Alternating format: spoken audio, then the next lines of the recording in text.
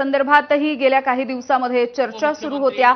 अखेर काल संध्याकाळी आपण शिंदेंच्या शिवसेनेसोबत जात असल्याचं त्यांनी स्पष्ट केलेलं होतं आणि आज हा पक्षप्रवेश होतो आहे। उपस्थित असलेले संजय जाधव परभणी 3 वेळा लोकसभा मतदारसंघातून निवडून आलेले।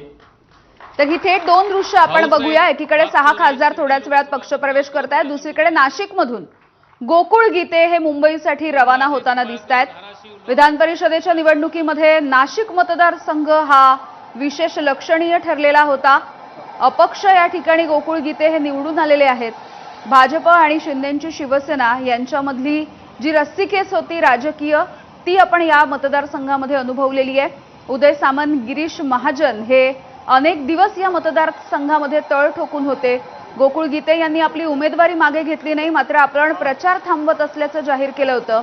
मात्र नरेंद्र दराडे यांचा पराभव करत गोकुळ गीते हे विजयी झाले आणि गोकुळ गीते हे देखील मुंबईसाठी रवाना होत आहे।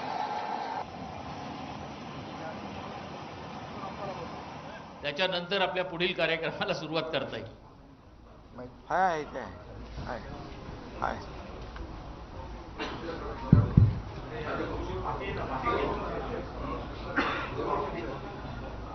मेळाव्यामध्ये मी उभा राहिलो होतो आणि एक वाक्य म्हणालो होतो मी। तर आता एक नाही 6 टायगर इथं उपस्थित आहेत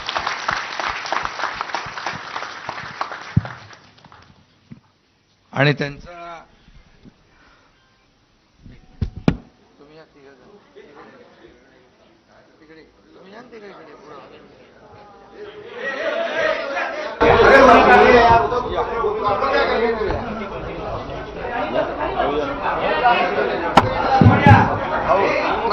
माध्यम प्रमुखांना विनंती करतोय, थोडा आवाज कमी राहा।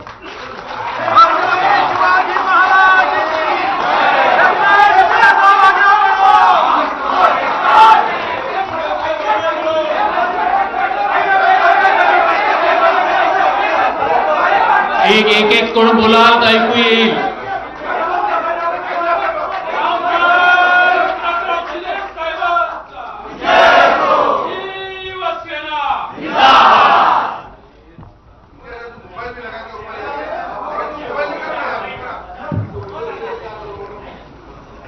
काय आहे, तुम्हाला नंतर काही प्रश्न उरायला नको म्हणून मी केलं हे सगळं।